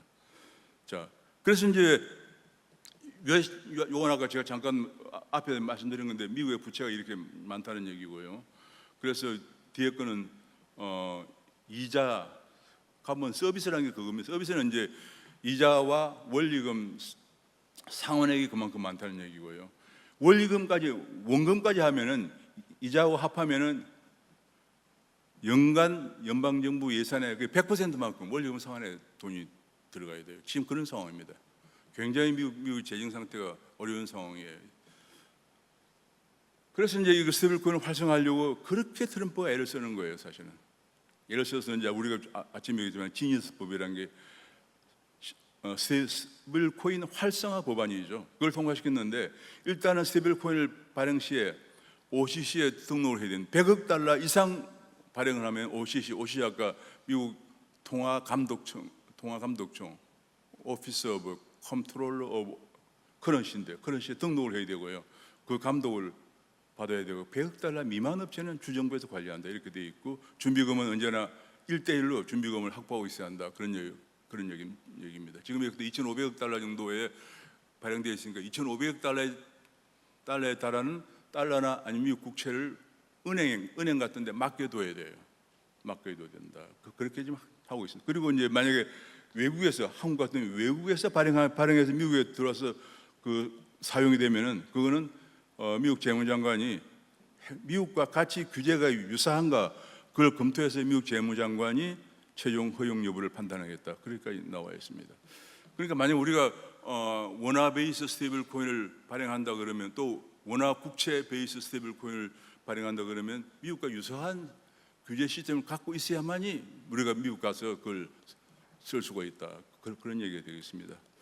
뭐 이런 거의 중요한 거나 제일 문제가 이제 이 금융 회사의 건전성과 안전성인데, 결국은 중요한 게 뭐냐면 지금 이번에 이제 그 문제가 됐던 게 2023년도에 실리콘밸리에 있는 은행이 파산이 하나 됐어요. 그런데 그 은행의 테드가 담보를 갖고 있는 중고자산을 거기에다가 예치를 했단 말이에요. 그런 게 테드가 약간 잠시 흔들렸습니다. 이런 문제가 생겼는데 다행히 그걸 빨리 이제 그 감독청에서 보존하는 바람에 곧 회복이 됐죠. 자, 그것이 이제 그런 것들이 중요해서 BIS에서 이미 이런 건전성 감독 기준을 2022년도에 마련을 하고 있고요. 각 나라들이 지금 그리고 이제 불법 거래는 물론 당연히 우리 이미 인물에서 이제 가상자산 거래 불법 거래를 하지 못하도록 여러 가지 제도가 많이 도입되어 있죠. 근데 지금 보면은 대개 미국에서 이제 이게 계속 이제 발동이 걸려가지고 G20에서도 크립토 에셋, 그 이제 크립토 에셋이라고 그래요. 유럽에서도 이제 크립토 에셋, 우리처럼 가상자산 안 하고 암호자산이라고 그래요. 암호자산 정책을 어떻게 실행할 것이냐 하는 로드맵을 이미 벌써 이제 추진을 하고 있는 상황입니다. 도입해가. 일본은 이제 일본은 2014년에 가상자산 마운틴 곡스라고 하는 해킹 사건이 있었고, 또 18년에 또 코인체크 해킹 사건이 있어서 그걸 계기로 해서 규제 체계를 정비를 해오고 있습니다. 그래서 일본은 스테이블 코인 발행인을 은행과 자금 이동업자, 신탁회사로 제한을 하고 있습니다. 우리나라 지금 최근에 보니까 이제 트럼프의 정책에 맞춰서 막 여러 군데서 핀테크 회사를 포함해서 은행, 심지어는 뭐 이금융권, 뭐 페이먼트 업자들, 네이버, 카카오 전부 다 지금 앞으로 스테이블 코인을 발행하겠다고 지금 나서고 있더라고요. 제가 조사해 보니까. 근데 일본은 이렇게 특히 은행에서 발행한다. 특히 이제 미쓰비시 은행 같은 걸 중심으로 해서 발행하도록 이렇게 하고 있습니다. 이유는 아까 얘기했지만 미카라고 그래서 마켓 인 크립토 에셋 레귤레이션, 이게 굉장히 중요한데 2024년에 유럽연합 그 국회의회에서 통과된 건데 암호자산 시장법이에요. 암호자산의 크립토 에셋 시장 마켓을 어떻게 규율할 것이냐 하는 법인데, 이것이 왜 중요하냐면은 아마 2024년도에 이미 도입되기 때문에 세계 다른 나라에서, 많은 나라에서 이 유럽연합의 미카를 많이 준용할 것이다. 그 준용해서 그 나라 각 나라에서 규제하는 법안을 만들 것으로 보여지기 때문에 이게 굉장히 중요합니다. 자, 미국은 아까도 얘기했지만 트럼프가 일단은 그 디지털 파이낸셜 테크놀로지의 미국의 리더십을 강화하는 그런 법안을 처음부터 트럼프가 취임하자마자 행정명령을 했고요. 그래서 한국 워킹그룹을 만들고 디지털 중앙은행 CBDC를 금지했습니다.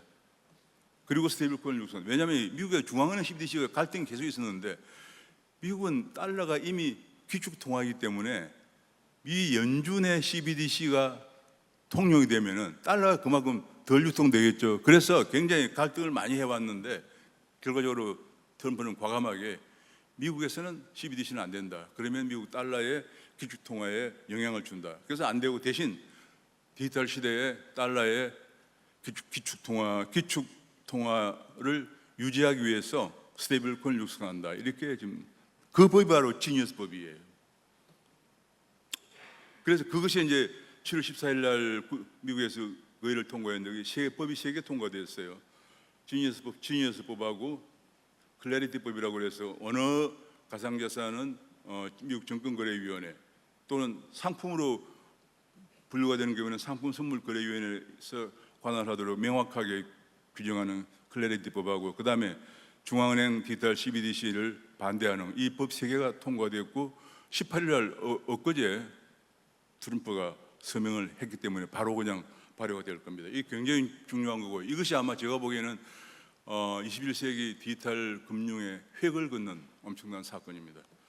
자, 그 다음에 이제 그러면 이게 한국은행에서 제일 걱정하는 건데, 걱정하는 뭐냐? 이렇게 되면 이 코인 리스크가 제일 커요. 만약 한국에서 어떤 뭐 얼마 전에 신한은행이 발행하려고 막 준비를 한다고 그랬어요. 그럼 신한은행이 발행을 갖다가 뭐 한 1조 원 정도 발행했는데, 그럼 1조 원 정도의 원화 국채를 어디 은행에 안전하게 보관을 하고 있어야 되는데, 그것이 만약 보관이 안 됐다 그러면은, 안 됐다는 루머가, 정보가 나오면은 바로 그 코인을 빨리 팔아치우겠죠.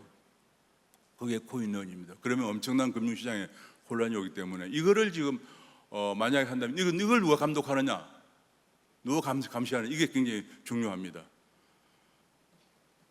자, 이걸 누가 할 것이냐. 제 생각으로는 이제 지금 우리 이재명 정부 들어서서 새로운 디지털 시대에 부응하는 법안들이 지금 계속 발의되고 있는데, 저는 디지털 자산청 같은 걸 만들어서 감독하거나, 아니면은 적어도 한국은행의 역할이 통화정책 운용도 있지만 그 금융시장의 건전성을 확보하는 것도, 금융 안정이라는 게 한국은행 의무가 하는법의 두 가지입니다. 통화 가치 안정, 그다음에 금융 안정인데, 금융 안정을 위해서 한국은행도 같이 감독한다든지 뭐 그런 게 필요할 겁니다.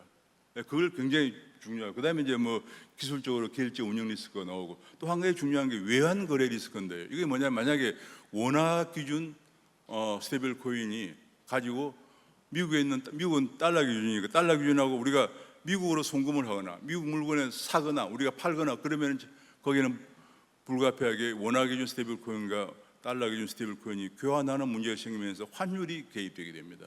잘못하면 이것이 엄청난 외환 시장에 또 혼란을 가져올 수 있기 때문에, 이런 문제 등이 한국은행에서 굉장히 걱정을 많이 하고 있습니다. 그런데 CBDC란 건 이제 중앙은행이 발행하는 디지털 커런시가 CBDC죠. 그런데 이 중요한 점 하나가, 미국은 CBDC를 안 한다고 그러는데 중국은 CBDC를 하고 오히려 스테이블 코인을 안 한다고 그래요. 이게 우리 대한민국의 굉장히 큰 갈등인데요. 우리는 어떻게 해야 되느냐는 얘기죠. 그래서 이제 지금 나오는 게 하나가, 미국에서 스테이블 코인을 하기 때문에 우리가 스테이블 코인을 안 할 수는 없다, 그런 얘기예요. 그럼 중국은 왜 CBDC 하려고 그래요? 중국은 지금까지 계속 꿈꿔오는 게, 옛날에 위안화 국제화 그래가지고 최소한 동아시아 지역만이라도 위안화 패권을 갖고자 하는 게 중국의 꿈이에요. 그래서 이미 이제 아날로그 시대 위안화 국제화는 벌써 한 20년 정도 됐는데 실패했어요. 그래서 중국의 꿈은 뭐냐면, 디지털 시대에는 아시아 지역의 통화를 패권을 쥐겠다, 이게 꿈이에요. 그래서 이제 뭐냐면 중국은 위안화 CBDC를 계속 발행해서 아시아 지역에 통용하려고 그래요. 그래서 이제 핸드폰 같은데 이걸 갖다가 이제 넣어와가지고, 한국에서 만약 중국 관광객이 명동에서 쇼핑을 하면은 그 핸드폰에 있는 QR 코드로 찍으면 바로 위안화로 CBDC로 결제가 되죠. 만약 이런 일이 계속 생기면 어떤 문제 생기느냐? 한국의 원화의 사용 폭이 좁아지면서 이걸 갖다가 통화 대체 현상이라고 그래요. 통화 대체. 그렇게 되면서 한국의 원화의 원화의 파워가 점점 약해지겠죠. 이런 문제가 생깁니다. 그럼 우리는 어떻게 해야 될까? 미국이 하는 스테이블 코인을 따라가야 되면서 중국이 하는 CBDC가 우리나라에 많이 사용되지 않도록 하려면 어떻게 해야 될까? 이게 지금 굉장히 중요한 문제예요. 아직 우리 군대에서 이 문제 많이 얘기를 안 하고 있는데 중요한 문제인데, 그렇다고 말이죠. 스테이블 코인을 한국은행이나 한국은행 관련된 데서 발행하면 이건 너무 한국은행 보수적이고, 그래서 이게 잘 안 될 거예요. 핵심이 아주 더딘 데서 하면 안 되겠죠. 그럼 어떻게 해야 될까? 제 생각으로는 한국은행이 아까 얘기했지만 한국은행이 그 감독 권한을 좀 가지고 있으면서 통화정책이나 환율정책도 고려하는 그런 감독을 하면서, 민간 첫 번째로는 너무 핀테크 건데 하면은 상당한 혼란이 올 것이기 때문에, 첫 번째로는 1단계에서는 이제 은행 같은 데서 발행을 하고, 그 다음 단계 그것이 정착이 되면은 우리나라의 많은 핀테크 회사들에게도 확장을 해도 되지 않겠나 생각을 하고 있습니다. 사실은 우리가 2017년도에 문재인 정부가 들었으면서, 그때면 2017년도만 초만 하더라도 우리나라의 빗썸이나 지금 업비트가 지금 세계 최대 거래소 바이낸스보다도 규모가 더 컸었어요. 그런데 우리 문재인 정부 들었자마자 어느 장관이 암호화폐는 돌덩어리다 뭐 이렇게 얘기를 해버리는 바람에 5년 동안 내내 그냥 완전히 우리는 죽었죠. 죽어 있다가 지금도 ICO는 허용이 안 되고 있죠. 그런데 이제는 시대가 바뀌었습니다.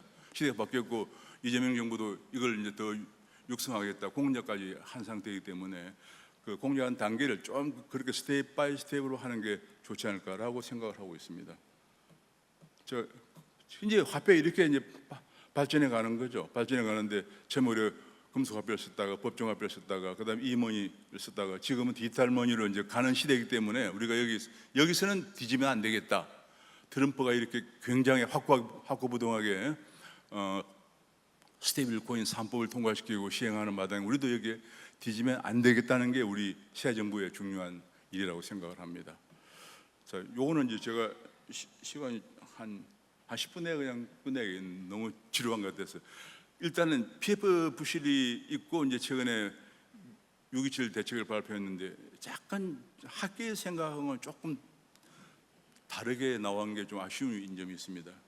자, 왜냐하면 이제 일단 금리가 이렇게 제로 금리로 갔죠. 왜냐하면 코인 옛날에 2008년 글로벌 금융위기 때 제로 금리를 갔다가 다시 금리가 올랐다가 코로나가 오면서 2020년부터 제로 금리를 갔는데 이 제로 금리로 가자마자 어떤 일이 생겼느냐?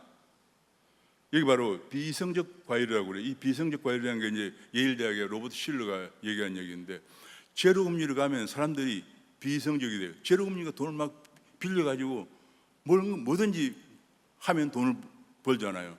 그래서 그때 돈을 빌려 가지고 집을 아파트를 짓거나 건설회사들이 엄청나게 투자를 많이 했습니다. 이게 이제 전형적으로 로버트 실러가 얘기했던 비성적 과열 상태가 온 건데 그때 우리나라 금융당국은 이걸 인식을 못했던 것 같아요. 그냥 넘어갔어요. 넘어가니 어떻게 그때 제가 언론 뉴스를 보면은 제로금리 시장에 빌려가지고 그때 PF 금리가 보통 10%였거든요. 그러니까 제로금리 1% 빌려도 9%가 남으니까 어떤 증권회사에서 이걸 담당하던 임원은 연간 보너스만 10억 이상 받고 막 그랬다고 그래요.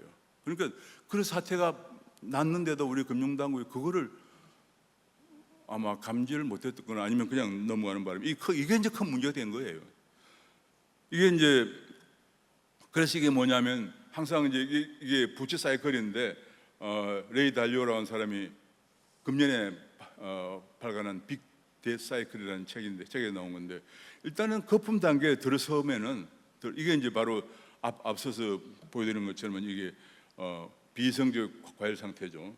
그러면 이제 그게 이제 거품 단계에 들어서면은 그것이 건전성 감독을 해야 한다. 아까 얘기한 뭐 퀴즈에 나온 DSR이라든지 DTI라든지 뭐 이런 걸 강화시켜야 되는데 우리 금융당국이 거시 건전성 감독을 좀 소홀히 했지 않나 싶어요. 그래서 지금 제 걱정이 이번에 그 스테이블 코인 때문에 하는 법이 개정이 될 수밖에 없는 상황인데 그럴 때 한국은행의 거시 건전성 감독 기능을 좀 더 강화할 필요가 있다 생각을 합니다.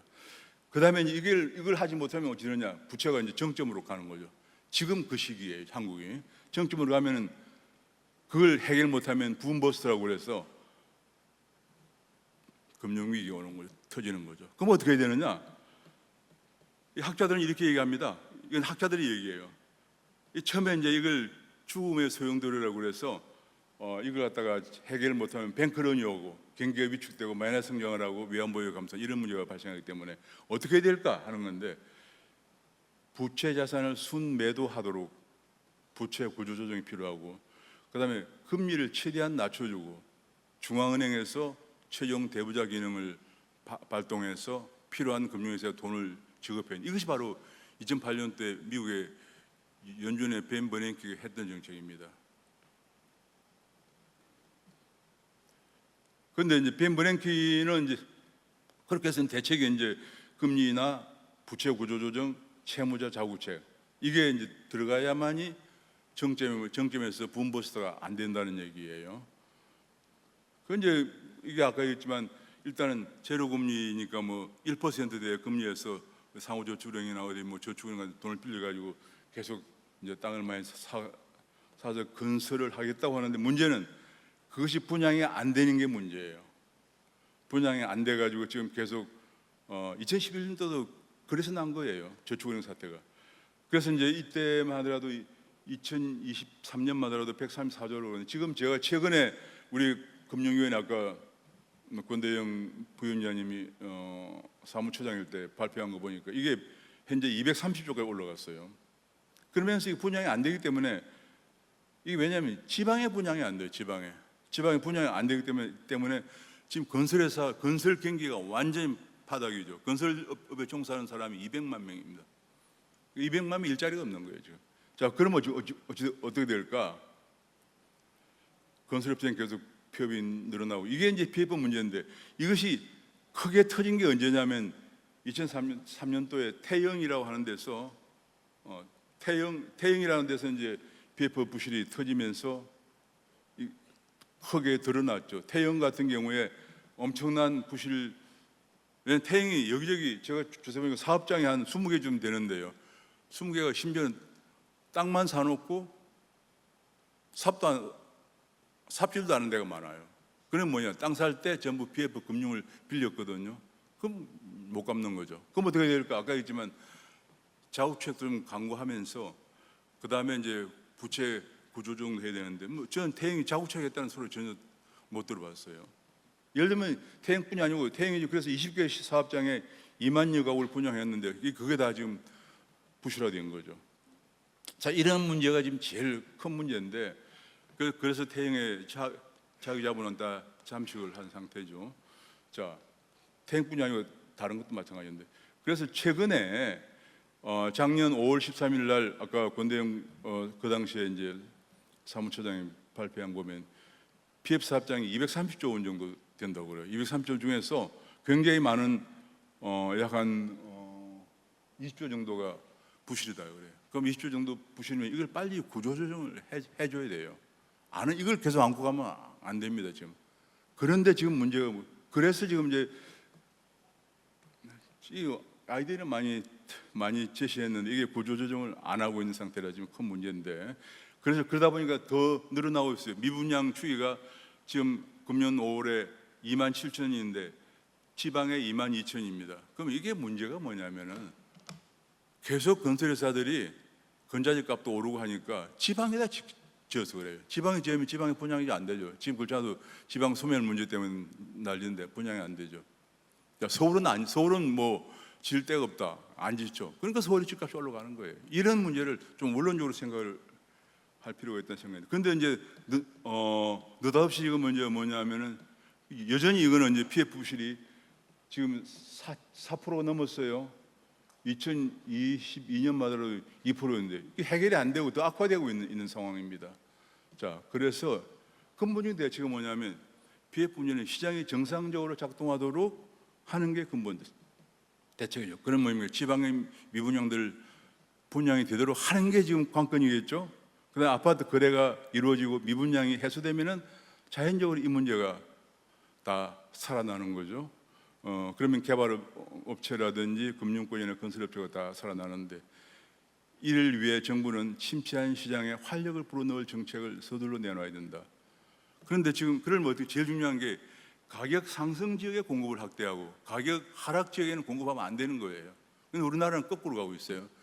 가격 상승 지역, 강남, 마용성 등등 이런 데는 재건축, 재개발도 지금 허용을 해주지 않아요. 그리고 어디 가면 지방에 아파트를 짓습니다. 그리고 2기, 3기에서 계속 서울에서 편도에 1시간 반에서 2시간 걸리는 데면 지연이 거기 있는 젊은 사람은 어떻게 출퇴근을 합니까? 그러니까 이제 뭐 지금 계속 GTX를 짓는다 뭐 난리가 없을 뿐인데 어쨌거나 이런 그래서 무리한 아파트 가격 안정만 하면은 PF 사태가 더 악화된다는 얘기예요. 그런데 최근에 이제 드디어 가격 상승지에 공급을 확대한다고 내놨는데 보니까 전부 가격 상승 지역이 아니고 강북 쪽에만 내놨어요. 그러니까 이게 지금 정부에서 문제의 핵심을 자꾸 이게 이제 정부도 굉장히 고민이 많을 겁니다. 만약에 강남이나 마용성에다가 재건축 재개발을 허용해가지고 공급한다 그러면 자연적 거기에 집값이 올라갈 수도 있겠죠. 그러면 또 사회적인 여론이 비등하니까 이게 금융당국도 큰 고민이라고 생각을 것으로 생각을 합니다. 그런데 최근에 이제 627 대책이라서 6억 원 이상 그게 안 된다, 대출 안 된다. 그러면 이제 제가 앞에서 말씀드린 그 금융 이론에서 얘기하던 건 정반대예요. 이거는 그냥 규제를 하겠다는 거예요. 규제를. 그러니까 어떤 문제 생기느냐? 대출을 못 받아서 이미 분양된 사람들이 입주를 못하는 일이 생겼습니다. 지금 그래가지고 특히 그 둔촌동 그 주공아파트 재건축 단지에는 지금 분양을 받았는데 들어가지 못한 사람들 난리가 났습니다. 그다음에 이렇게 되니까 실수요 부동산 거래마저 급속히 냉각이 되고 있고, 특히 전세로 살던 사람이 전세를 포기하고 월세로 내려가는 사태도 생깁니다. 현금 부족한 청년들은 내 집 마련이 이제 더 요원해지는 거죠. 이래서 제가 이번 조치가 여러 가지 효과도 있겠지만은 제일 문제가 뭐냐면은 청년들에게 절망을 안겨주는 거예요. 그리고 이번에 근데 이미 계약을 한 사람들이 1억 내지는 2, 3억씩 계약해놓고 시행을 못하니까 날리게 되는 거죠. 우리가 개인 사람이 살다 보면 1, 2억 돈 마련하기 쉽지 않아요. 그 돈을 다 그냥 날린 겁니다. 수많은 사람들이.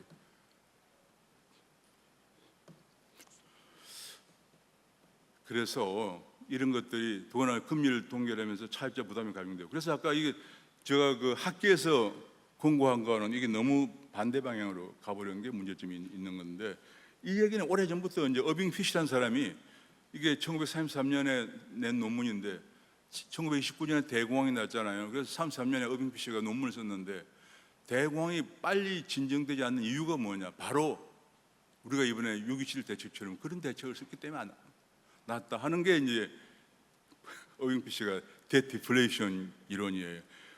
빚은 있는데 자산 가격이 하락하니까 빚을 못 갚아서 계속 위기가 오래 간다. 이게 이제 어빙 피시의 주장인데요. 지금은 이제 그래서 금융의 기본은 뭐냐? 기본으로 다시 돌아가야 돼요. 아까 얘기했지만은 비성적 과열일 때 대출 전에 사전 심사를 엄격히 하고 대출 후에 사후 감시를 해서 금융 부실을 줄이는 것이 중요하고, 이것이 일행 경로 이상이 있는지 건전성 감독을 상시화하는 거. 그래서 2008년도에 글로벌 금융위기가 발생한 다음에 젊은이 생긴 게 거시 건전성 감독, 그때 DSR, LTI 뭐 이런 게 다 그때 나온 것들이에요. 그래서 금융감독원에도 거시 건전성 감독국이 생겼는데 내가 최근에 체크해봤더니 슬그머니 없어져 버렸더라고요. 그래서 제가 보기엔 이런 것들이 좀 문제가 있다는 생각이 들고요. 우리는 다시 이제 기본으로 돌아가야 되고, 이번에 사태는 잘못하면 큰 위기를 가져올 가능성도 있다는 생각을 합니다. 그래서 이게 정책이라는 것은 옛날에 학자들이 내놓은, 아까 어빙 피시 같은 사람은, 그 다음에 뭐 레이 달리오 같은 사람이 얘기한 거, 이런 것들을 예사로 생각하면 안 되고요.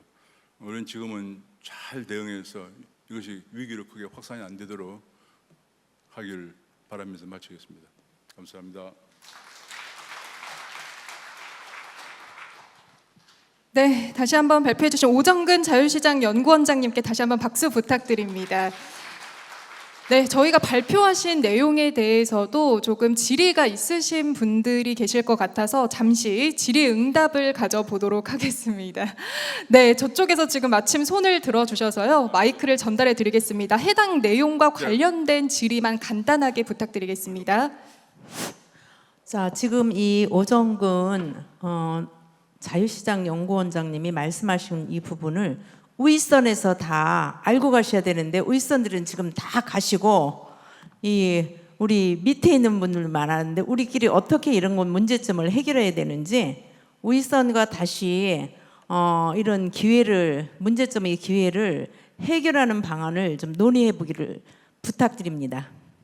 네, 감사합니다. 사실은 이것이 이제 이게 참 우리나라의 고질적인 문제인데, 하여튼 뭐 최대한 노력해 보겠습니다. 저는 이제 금융을 오랫동안 연구해 온 학자로서 학회장을 하다 보니까 이런 연구를 하게 된 건데, 사실 아까 얘기했지만 1933년에 발간한 뭐 어빙 피시의 논문이라든지 또 최근에 뭐 레이 달리오의 책 같은 거는 읽어보는 데에도 시간이 엄청 걸리기 때문에 정책 다 하시는 분들은 바쁘시니까 그 보실 시간이 없는데, 우리 같은 사람이 이제 요약을 해주면은 그걸 이제 좀 보시고, 결국은 금융의 기본으로 돌아가야 돼. 안 그러면 이게 이게 이제 항상 위기 오면 제일 먼저 생각하는 게 1997년에 우리가 대응했던 것은 굉장한 고금리를 썼죠. 그 바람에 건전한 기업도 많이 문을 닫았습니다.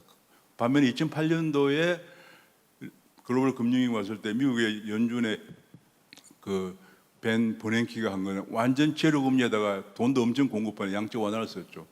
너무 정반대 이론이에요. 그래서 우리가 어떤 때는 그냥 규제를 그냥 과감하게 해버리자. 거기에 나이스해 보이지만은 아까 제가 말씀드린 것처럼 너무나 많은 사람들이 피해를 보게 돼요. 예, 그런 것들을 조금 유념해야 되지 않겠나 생각합니다. 감사합니다. 네, 답변 감사합니다. 네, 더 궁금하신 분 계실까요? 네, 저쪽에서 남성분이 손을 들어주셨는데요. 마이크 전달 부탁드리겠습니다. 네, 발표 잘 들었습니다. 스테이블 코인에 대해서 좁힌 그 질문은 아닙니다만 마지막에 주택 문제, 금융 문제에 대해서 한번 여쭤보겠습니다. 아까 권대현 부위원장님의 질문을 하겠는데 저까지는 질문을 못했습니다. 저는 이제 한국도시재생위원회의 김종연입니다. 지금까지 가장 큰 문제는 지금 현재 인구 소멸부터 시작해서 지방 균형 발전 그 차원에서 제일 중요한 것이 젊은 세대 결혼 문제가 가장 주택 문제입니다. 그래서 우리나라 같은 경우는 제가 드리고 싶은 것은 주택 소유권이 아니고 주거 이용권, 주택 이용권을 줘야 됩니다. 그러다 보니까 싱가포르 같은 게가 대표적인 사례인데요.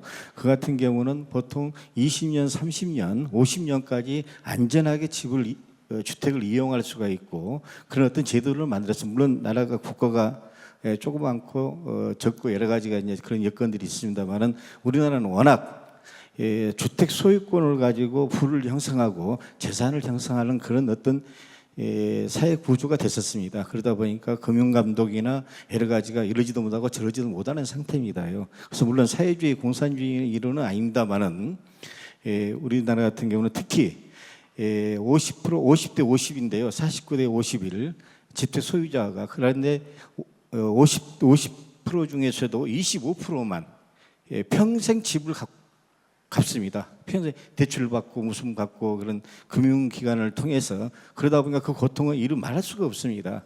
그래서 제가 드리고 싶은 것은 말 못한 짐승도 말 못한 미생물도 자기 집을 짓습니다. 그러나 우리 한국 사회에서는 인간은 자기 집을 짓지를 못합니다. 그게 바로 이제 제도적인 어떤 장치가 필요하고요. 제가 드리고 싶은 것은 아까 말씀드렸듯이 주택 문제는 반드시 소유권이 아니고 주거 이용권 내지는 주택 이용권을 주는 어떤 제도적으로 장치를 해야 됩니다. 지금 금융 당사자들 지금 간육자들 다 가셔버렸는데요. 아마 여기 지금 이제 고승범 전 위원장님께서 계십니다만은 이런 차원에서 좀 더 깊게 연구를 해야 될 것 같습니다. 네, 감사합니다. 네. 여기 대해서 말씀해 주시면 고맙겠습니다. 아니요, 그 좋은 생각이고요. 저는 그래서 지금 시골에서 올라온 사람들 저도 이제 이걸 연구해봤는데 대체로 2, 3년 정도 취업을 우선 이제 시골에서 대학을 졸업하고 올라오면 직장을 구해야죠. 그 다음에 집이 있어야죠. 이러다 보니까 결혼 연령이 늦어지고요. 그래서 서울에서 그 출생률이 제일 낮습니다. 전국에서 한 전국 평균이 0.8 정도 되는데 합계 출산율이 서울은 0.56밖에 안 돼요. 그게 왜냐하면 이제 직장을 구하고 집을 마련하기 위해서 그런데 제 생각으로는 그래서 일단은 서울에도 보면은 아까 도시 재생 연구 하신다고 그랬지만 아직도 옛날 집들이 너무 많이 남아 있어요. 여기에는 소형 임대주택 같은 걸 지어서 많이 공급을 할 필요가 있고요. 그다음에 이제 우리가 옛날에 한번 논의가 되었다가 지금은 논의가 안 되고 있는데 미국 같은데 영국 마찬가지로 대개 30년 정도 모기지를 주죠. 그런 식으로 좀 제도가 바뀌면 좋겠다. 그래서 영국이나 미국에서는 대개 이제 결혼하면은 일단은 30년 모기지를 받아가지고 집을 사요. 그다음에 30년 동안 갚아 나가는 거예요. 갚아 나갔다가 퇴직할 때 되면 거의 다 갚고 그게 내 집이 되면은 다시 그 집을 영모기 해가지고 교회로 나가서 살거든요. 우리도 빨리 그런 시스템으로 가야 한다고 생각을 하고요. 안 그러면 이게 해결이 안 돼요. 안 되고 안 되다 보면 계속 제2, 제3의 신도시만 짓는데 제2, 제3의 신도시는 지금 계속 지금 집값만 하락하고 분양도 안 되고 교통도 불편하고 그건 대책이 아니다라고 저는 생각을 합니다.